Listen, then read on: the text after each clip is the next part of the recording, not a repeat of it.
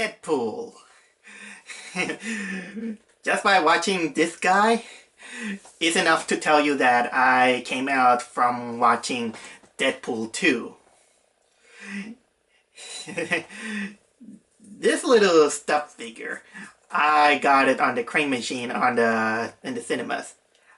I got lucky this time, and now I have this little stuffed toy for my collection. I'm really happy. It's really cute for a very psychopathic assassin, let's say. Oh, I also want to show you that a year ago and a half, I also made this painting of Deadpool. It's a fan painting that I did. If someone wants it, I can probably bargain to sell it if someone is interested. It's not great, because I did it all on my head. But still, this will give you enough information to show you how much I got invested to this character, and in becoming one of the most recognizable characters of the Marvel comics. Not exactly the Marvel Cinematic Universe with the Avengers, because of those copyright issues. There's a total mess on those Marvel things. But either way, Deadpool is still a fan favorite among everyone. Okay, hey Deadpool, do you want to hear my review of Deadpool 2? Oh, well, why not? Here you go, little Deadpool. Mini Deadpool, I would like to call it. So, anyway, a brief history about me and Deadpool, let's say. I didn't know about Deadpool ever since 2010, mostly because of cheapness. I didn't know about the character. I wasn't too much in the comic book industry because I was mostly into manga, let's say. But little by little, Deadpool came into my life, and I began to grow fond of the character, becoming also one of my favorite Marvel characters.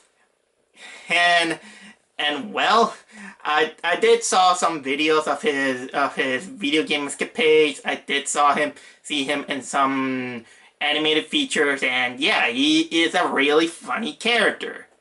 He is probably the most wackiest of all the Marvel characters, because it is a character who doesn't give a crap of what everyone says, because, well, he's totally insane. He's aware that he is a comic book character. He's the only character who can break the fourth wall. And, well, he doesn't shut up. Which is the reason why he's called the Merc With A Mouth. But I do remember that I watched that other movie with Ryan Reynolds from years ago called X-Men Origins Wolverine.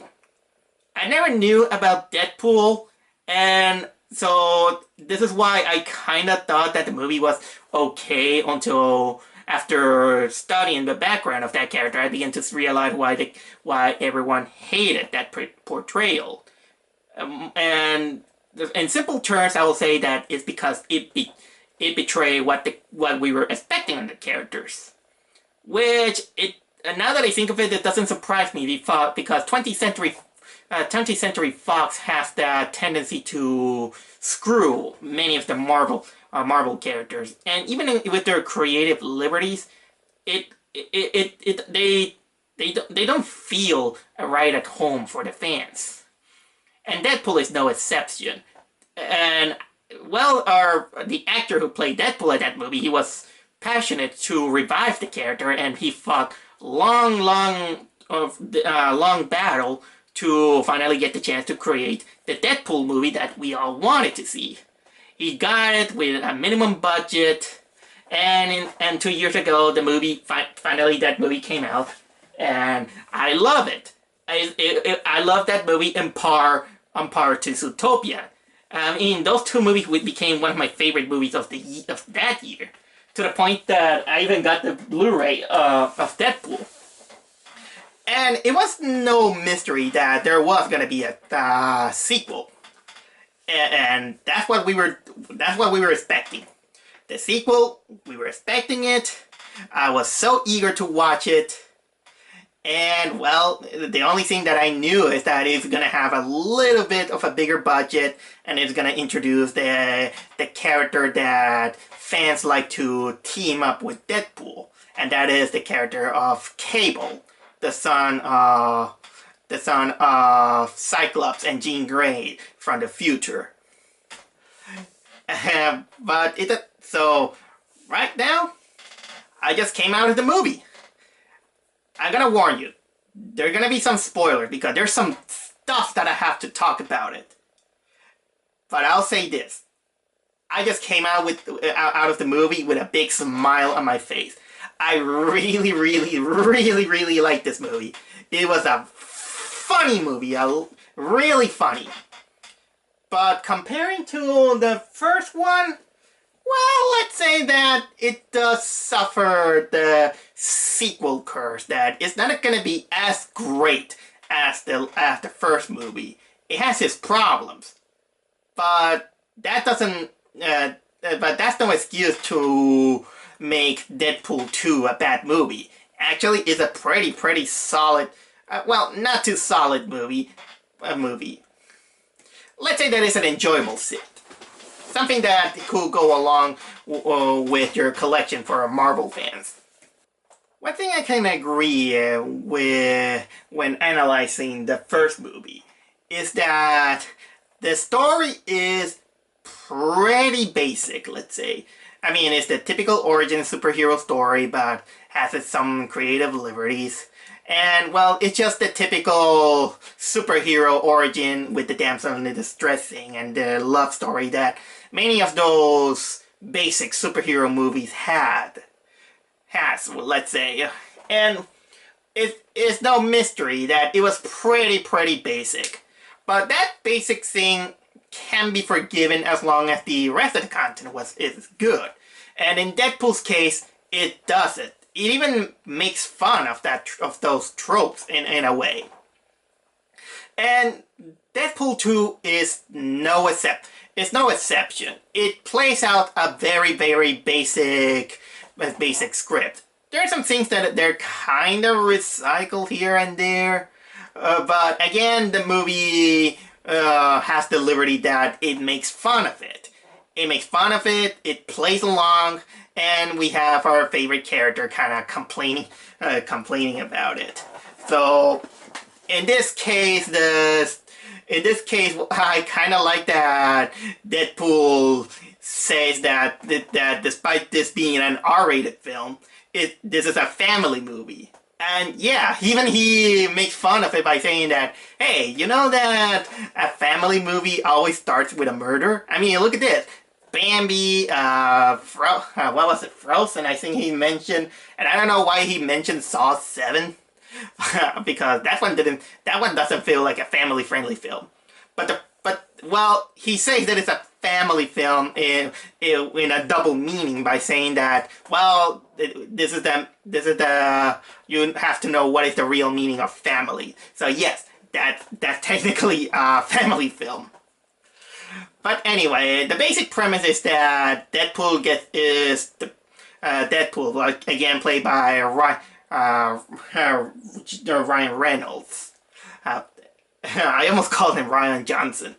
Okay, he's played by Ryan Reynolds. He is depressed because his girlfriend from the last movie, she's killed by a thug, and well, he's so depressed that he even wants to kill himself. But unfortunately, his regeneration powers keep him from being dead. Of course.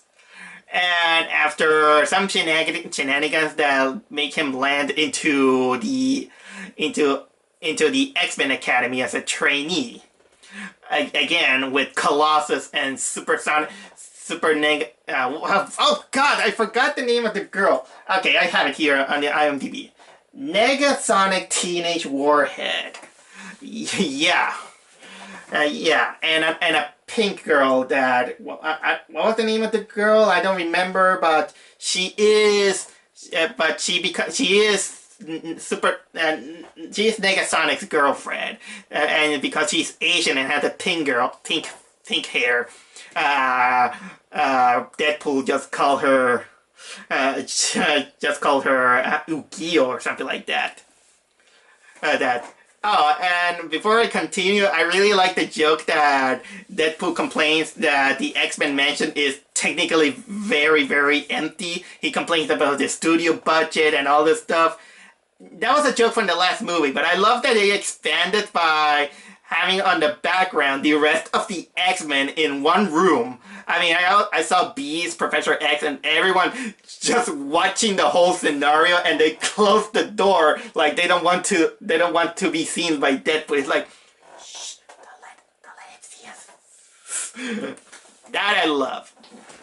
So anyway, the thing is that on his first day as a trainee, in the watchful eyes of Colossus, so that he cannot commit murder, because you know Deadpool is kind of like a murder machine. They get into a situation where there is this kid named Russell, who he has mutant powers of let's say he has fists of fire. Let's say he can control fire with his fist. But the kid is really, really angry, and well, Deadpool realized that the kid he's been abused in the school because, well, the headmaster has this bias against mutants. And yeah, for those who doesn't know, X-Men is also a little bit of a social commentary with racism, but with a more fictitious thing. And boy, that this headmaster is so cartoonishly racist. Really, really cartoonishly racist. He's kind of like these One Piece characters that are extremely evil and extremely racist and extremely biased.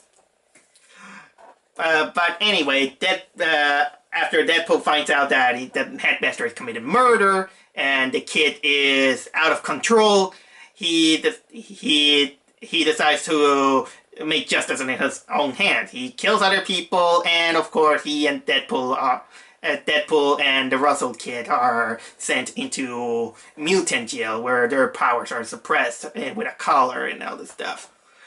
But that's just the tip of the iceberg of the plot. The real plot happens is that from the future we got it comes Cable, played by Josh Brolin. That Josh Brolin, this is the second movie he is in. And the second Marvel movie that he's in this year. I mean, he was Thanos in Avengers. And boy, this guy is gonna be the MVP of Marvel movies this year. So anyway, Josh Brolin plays Cable this time, and he comes from the future, and he has this sole mission to kill this Russell kid, because in the future, Russell, he's gonna turn into a mass murderer, and he's gonna kill off Cable's family. And well, he managed to get back to the past with his futuristic gadget, and he's gonna hunt this kid. And because Deadpool, he took a liking to the kid, he begins to have sympathies because he had a little bit of an empathy with him. He did establish that he had a bad father and all this stuff, and since the kid is well shunned by society and the kids, especially the headmaster, the kid is obviously angry to the point that he just wants to find out strong people to join him and technically bring down chaos to everyone. And the kid's first instinct is that he just wants to kill the headmaster.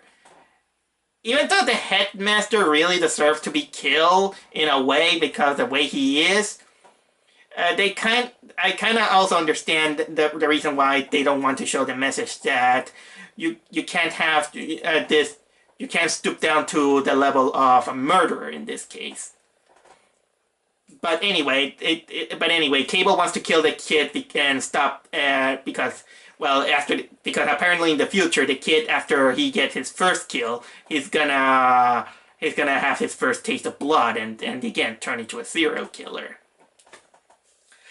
And I'm not gonna reveal much of the plot because it's gonna take off all day, but I will tell you some key elements, I'll say. But I'll say that for a movie that is pretty basic on that kind of premise, it is really entertaining, especially when you see many of the elements that happen surrounding this film.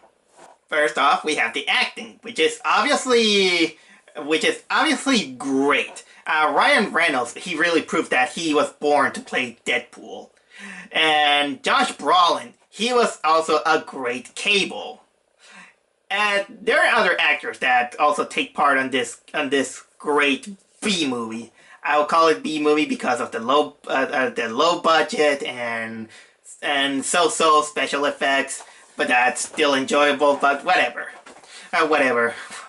The other character that appear is also Deadpool's sidekick, Weasel, the bartender, the bartender who runs the Leash of Assassins bar. He's played by T.J. Miller. Make him.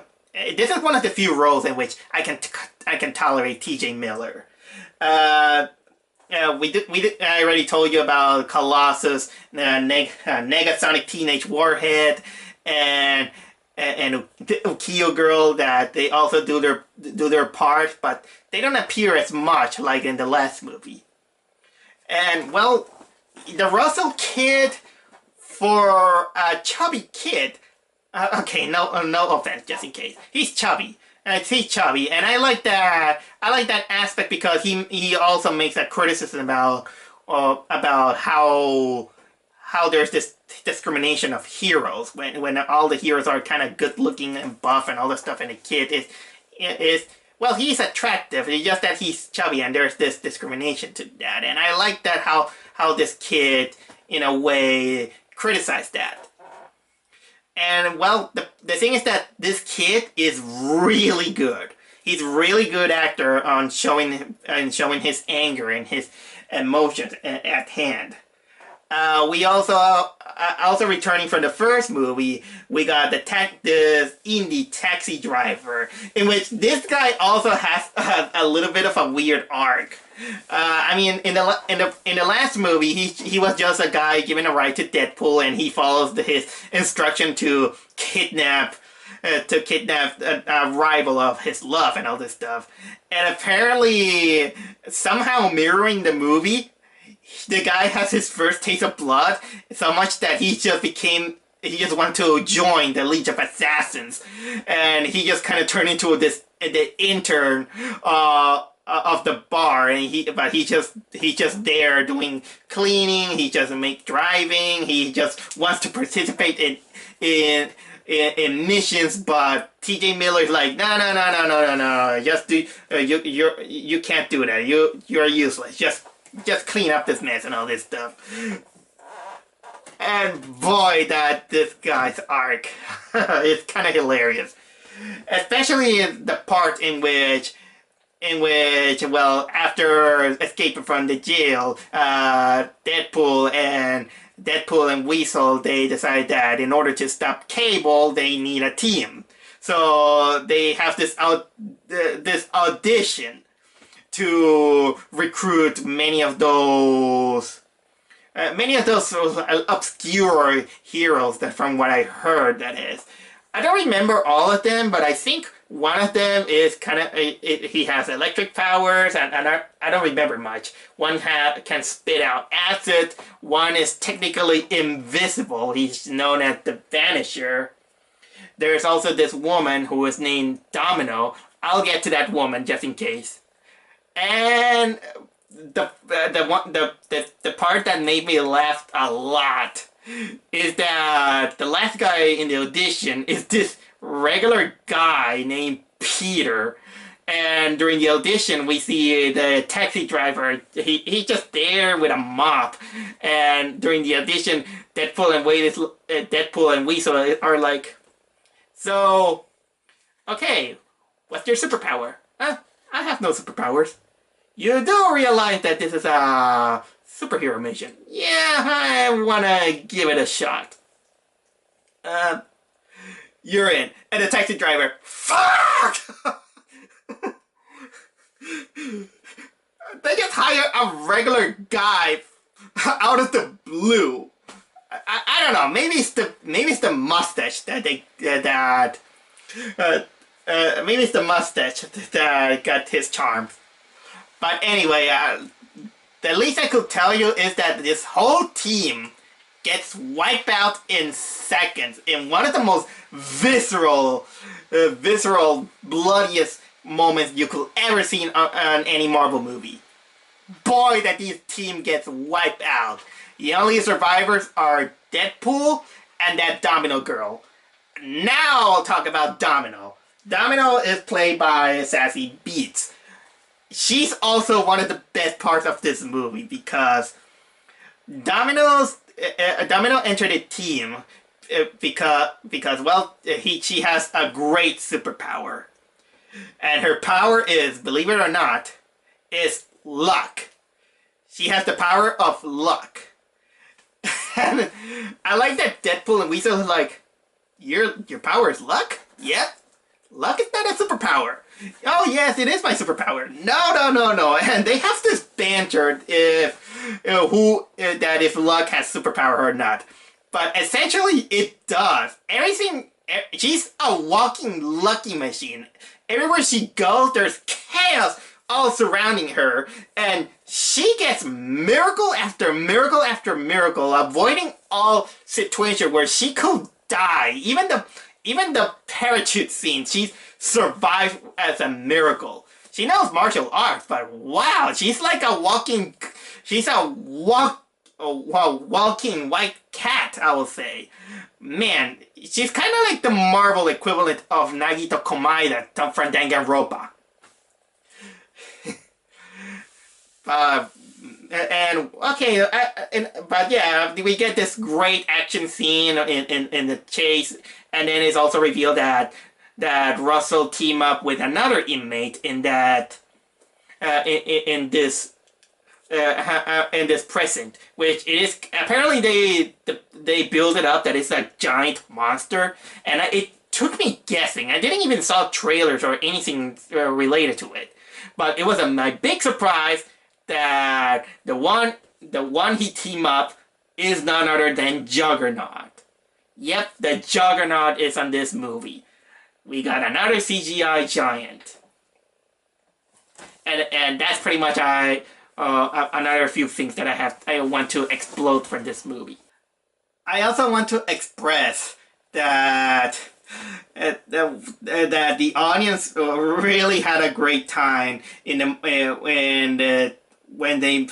the scene where Deadpool and his team they begin to negotiate with Cable, and we get this backstory. Most of it is because prior to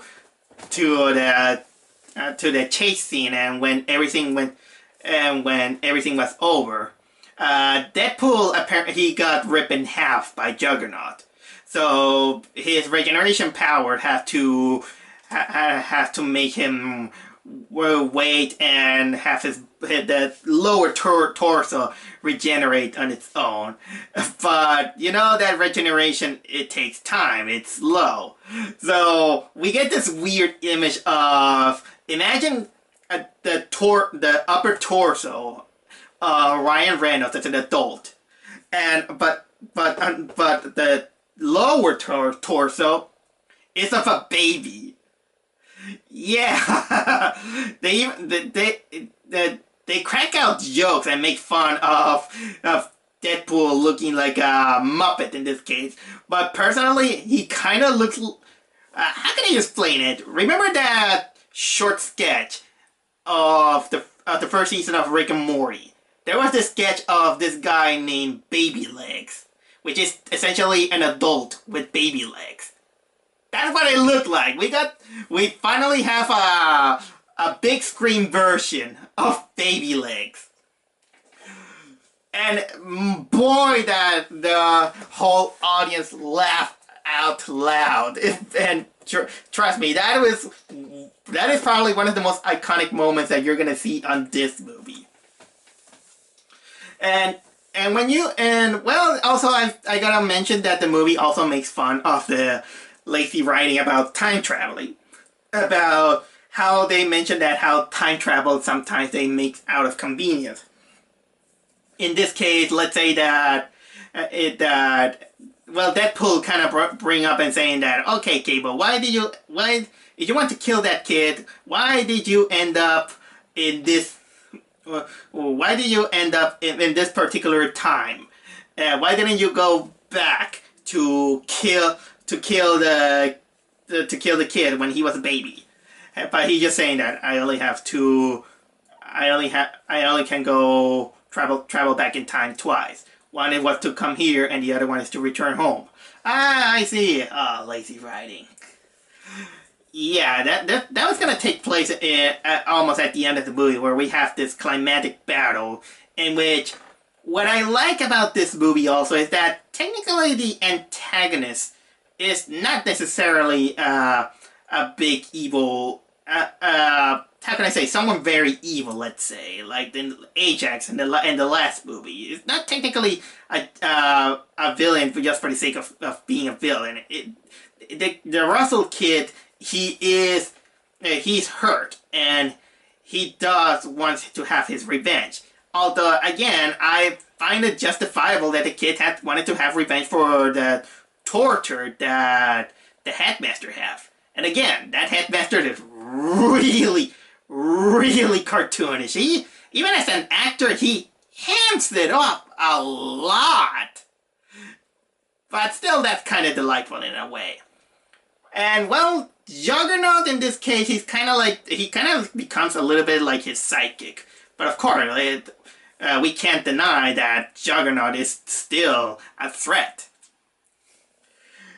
Well, I wish that the climatic battle would have been a little bit better and more action-oriented, because there was a little bit of a drama that I thought that it kind of felt like it wasn't too Deadpoolish. Because in a way, we all know that Deadpool, he's no hero. He is technically an anti-hero. He does whatever he wants. But apparently, during those movies, they just wanted to humanize him and make him like a... Well, let's say that they don't want him to be very, very crazy. I think that there was a hint saying that probably in the future he's gonna be much more insane. Oh man, I wish that will happen, in which he finally cracks. Because that's his character. Deadpool he's insane. And yeah, but probably there is this also long-winded joke in which we got that Deadpool almost dies like any other of these kind of movies. But this joke is probably my least of all the jokes that it had, because it kind of felt like it dragged on a little bit too much. But I'm not going to reveal too much what happens on the rest of the movie, but let's say that the headmaster does have his payback. And it's a mixture between karma and a checkbuck gun. Or in this case, a checkbuck taxi. That actually was a moment that I wished I could applaud. Oh, but I'll say this also. After the movie, stay during the credits. There is no post-credit scene, but there is a mid-credit scene.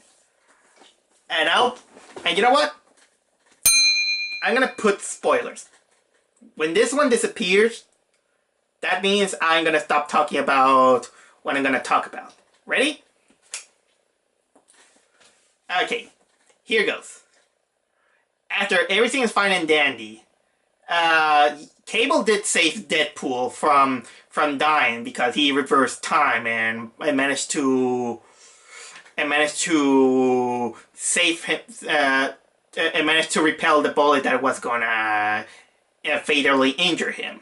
And if you thought about the regeneration powers of Deadpool, is that, well, Deadpool did put on that collar that suppresses his powers from the prison. And well, Cable saved him, and of course he blew up his chance to go back home. Of course, that Cable was like, you know, I might gonna stay there a little bit longer. So during the credit, after the initial credits, Deadpool apparently ordered Negasonic Teenage Warhead and her girlfriend to fix the time traveling machine of Cable, and well, Deadpool just takes it, and the girl says like, I think we made a big mistake. And boy, that it was hilarious. Deadpool uses the time traveling machine to go back in time to save his girlfriend. What else he did? I think he did something else that I don't remember. But he also went back to X-Men Origin Wolverine to kill off that fake Deadpool. And also it ends with killing Ryan Reynolds because he was about to accept the script of Green Lantern. Come on, people! Let it. Ryan Reynolds is great, and can we just give it a rest with the Green Lantern thing? I mean, yeah, it wasn't a bad movie, but I saw worse movies. But you know what? Here, I'll say this as a nitpick. I'd rather watch Green Lantern than Batman vs. Superman: Dawn of Justice. There, Ryan Reynolds. Don't feel too bad. Green Lantern wasn't as bad, but it's not as bad as Dawn of Justice. So, okay. There. Spoilers over. Overall, I enjoy it. I enjoy Deadpool 2. It's not as great as the last movie. Again, it is a little bit of a victim of sequels, the sequelitis, what we could call it. But if you're a fan of the character, you're not gonna feel cheated. It's still passionate. It still has this B movie plot feeling that you don't get in these kind of experiences, I'll say. So that's it. Check it out. I don't think you're gonna regret it, and I don't think that you're gonna hate Deadpool like other movies do. And let's wait if there's gonna be a Deadpool 3. Or let's just keep on praying that Deadpool somehow enters the Marvel Cinematic Universe. But that's just me. It's just daydreaming like a fan. So have a good night. So Deadpool, say good night. Good night, motherfucker.